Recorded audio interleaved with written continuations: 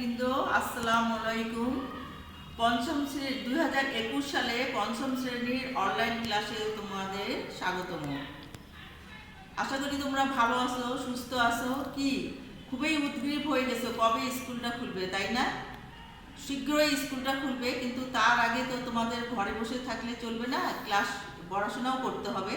সেই জন্য আমাদের এই ক্ষুদ্র প্রচেষ্টা লায়ন্স স্কুল অ্যান্ড কলেজ কর্তৃক আয়োজিত 2021 সালের অনলাইন ক্লাস।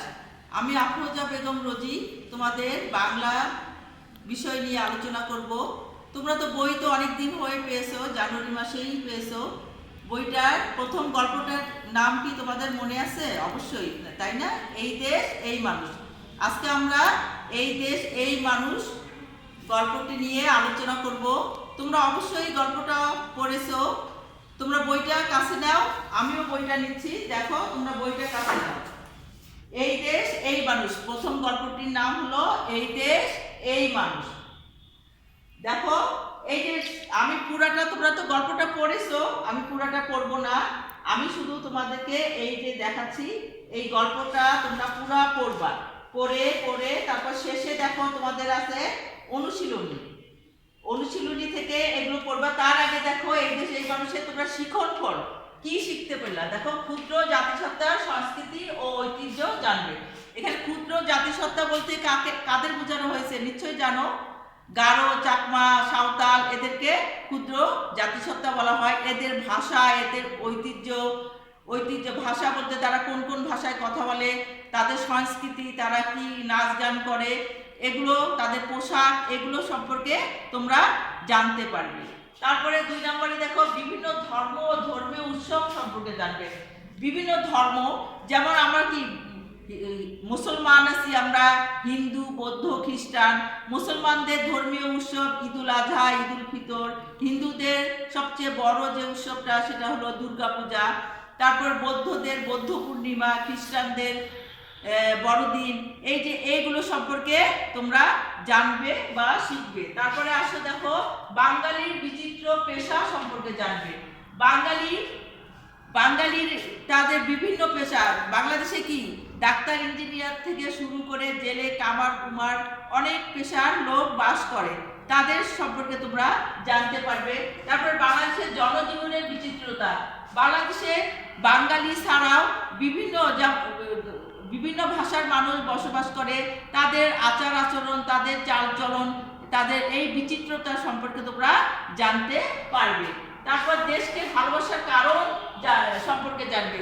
দেশ মা যেমন কি করে আমাদের আদর, স্নেহ, মমতা দিয়ে, ভালোবাসা দিয়ে আমাদেরকে ছোট্ট থেকে আস্তে আস্তে বড় করে তুলেছেন, তেমনি দেশও আমাদের কি করছে, আলো, বাতাস, পানি দিয়ে আমাদেরকে কি জীবিত রেখেছে, আমরা বেড়ে উঠেছি।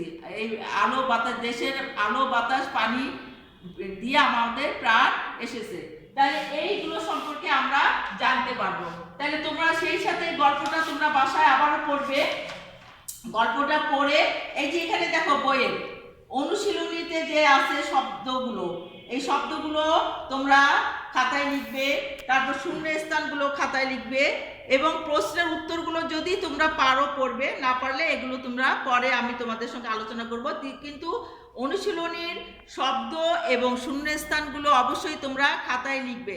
সেই সাথে তোমাদেরকে একটা প্রথম প্যারাটা, এই দেশ এই মানুষের প্রথম প্যারাটাই দেখো, সবাই দেখো, এই দেখো আমি আঙ্গুল কলম দিয়েছি যেখানে আমরা বাঙালি। এখান থেকে বাংলাদেশের প্রায় সকল লোক বাংলায় কথা বলে। এখান থেকে দেখো একদম প্যারাসের বাইরেও অনেক বাঙালি আছে।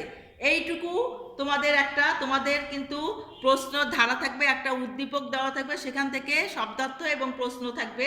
তাহলে তোমরা এই বাঙালি থেকে এই পর্যন্ত খাতায় তোমরা প্রথম লাইনটা শেষ লাইনটা লিখে ডট ডটও দিতে পারো, লিখবে। লিখে এই যে শব্দার্থগুলো আছে না, প্রকৃতি, বৈচিত্র্য, ভাষা, তারপরে গৌরব, বন্ধু, যুগ যুগ, এই যে আমরা, তুমি বোর্ডের দিকে দেখো, বোর্ডে আমি দিয়ে দিছি, বাড়ির কাজ দিয়ে দিছি। দেখো শব্দার্থ, প্রকৃতি, অর্থটাও দিয়ে দিয়েছি, কিন্তু তোমরা আগে নিজেরা চেষ্টা করবা। প্রকৃতি, বৈচিত্র্য, ভাষা, জাতিসত্তা, গৌরব, বন্ধু, যুগ যুগ, এই শব্দগুলো তোমরা লিখবে এবং তোমরা নিজেরা চেষ্টা করবে। না পারলে তো আমি শব্দের অর্থগুলো দিয়ে দিয়েছি, এগুলো তোমরা লিখবে। তাহলে তোমাদের আজকে এই দেশ এই মানুষ গল্পটির এইটুকুই কাজ থাকলো, এগুলো তোমরা পড়ে আসবে। ঘরে বসে থেকে তোমরা পড়াশোনা করবে, আর আমরা জানি খুব শীঘ্রই আমাদের স্কুল খুলে যাবে এবং তখন আবার কি হবে, এই স্কুল প্রাঙ্গণ কোলাহল কলকাকলিতে, তোমাদের কলকাকলিতে ভরে উঠবে। আবার আমরা সবাই সবার সঙ্গে দেখা পাবো, বন্ধুদের সঙ্গে দেখতে পাবো। এই প্রত্যাশায় আজকের মতো শেষ করছি। আল্লাহ হাফিজ।